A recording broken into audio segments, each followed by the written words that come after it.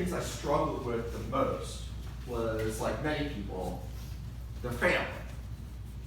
I grew up in a very blue-collar family in Pittsburgh. My grandparents, both sides, came over from Poland.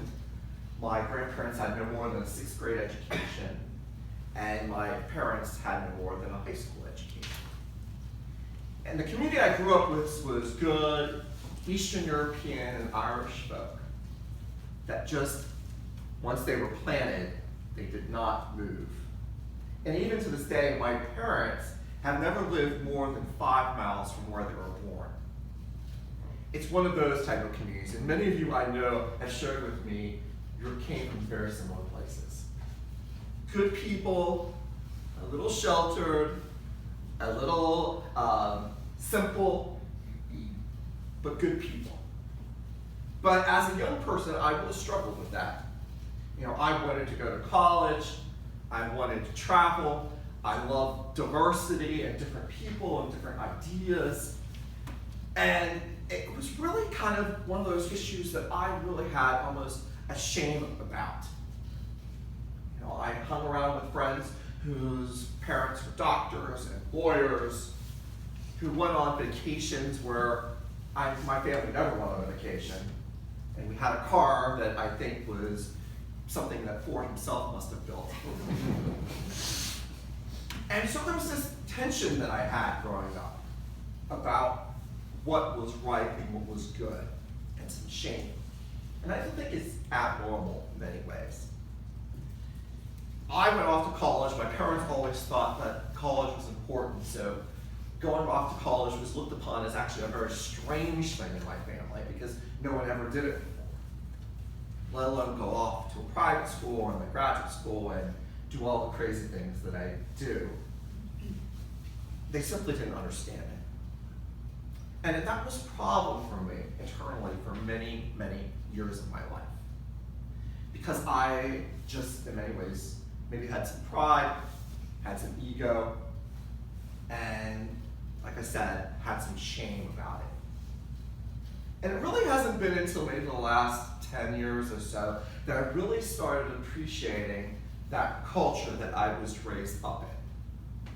That was hardworking, that loved family, that loved their God, loved their community.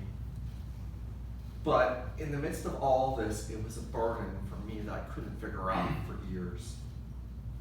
And why I wanted to start off this sermon with that kind of reflection is we get to the story from Matthew's nativity, which is not the one we hear on Christmas. You know, all of us know the story of Mary and Joseph and the shepherds in the inn and angels and all that stuff. That's Mary's story.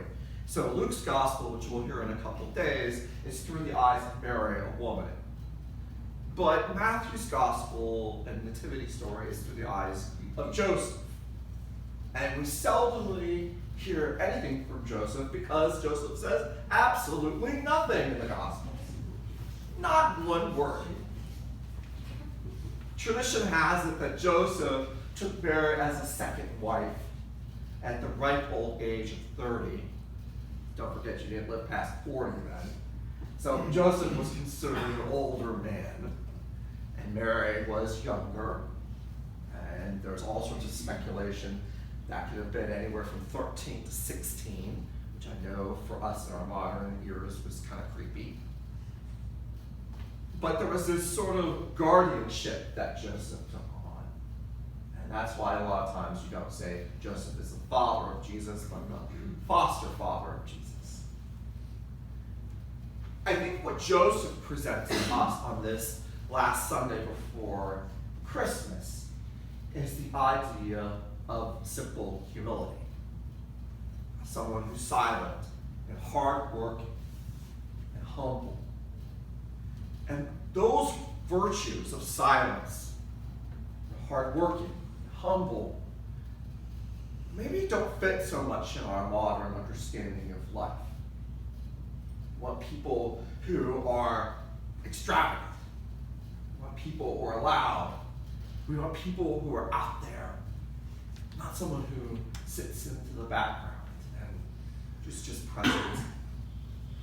In many ways, Joseph is the first Christian contemplative. He doesn't write any great books or any great theses, but he understands his relationship to God. And he understands it in a very humble way. He knows that to serve God means to take care of his family, to love them, to provide for them. And that's his form of prayer and life. And it's one that doesn't get lifted up much anymore. And like me, I had a hard time realizing that is something great. Something that's beautiful. And I'm certain many of you have stories like that in your life, where you had family members, parents, grandparents, that were people who knew what their role was, had a deep understanding of where their vocation, their calling was. And it was simple, it was humble, and it was beautiful. And maybe we need to lift that up more. I think one of the dangers that we sometimes do is only people with letters after their names or titles get all the praise and accolades from the church and from our society. Maybe we need to lift up humility more. Wow, that's a virtue that's been forgotten. Maybe we need to lift up quietness more. For those people who sit at the corners of our world, in our life. Maybe we need to lift up people who are simple laborers. That whole concept, the whole myth that Joseph was a carpenter is actually wrong. Joseph was a day laborer. So he was actually below a carpenter. Because all of us think of carpenters, we think of someone who's going to put our cabinets together, or someone who's a fine arts craftsman. But the Greek word for Joseph was actually someone who was a handyman. Someone who came in our modern day to fix your toilet, do some odds and ends jobs around the house. Maybe we need to respect those people more and learn the wisdom that they share from us. The church that I grew up in was St. Ladislaus. If you don't know who St. Ladislaus is, he's the first Christian king of Poland. Of course. And there are more statues in St. Ladislaus than people. And just a plethora of statues. But one of the interesting things about this church, and I worked there a number of summers as a teenager as a janitor, that's why I think I'm so good at cleaning this church, is that people who came there built this massive church with a dome. It didn't have a steeple, it had a dome. And had frescoes all over the place, and all sorts of ginger caking. And they put so much energy and effort into it because they realized how important the work of their hands was for God's glory. And nowadays you don't see that type of church built. And it was their way of praying and praising God. It was out of humility. So, in the midst of chaos that is these next couple days, let's lift up Joseph. Let's lift up humility. Let's lift up quietness. Let's lift up people who work hard with their hands and give thanks for those people who are truly in the heart of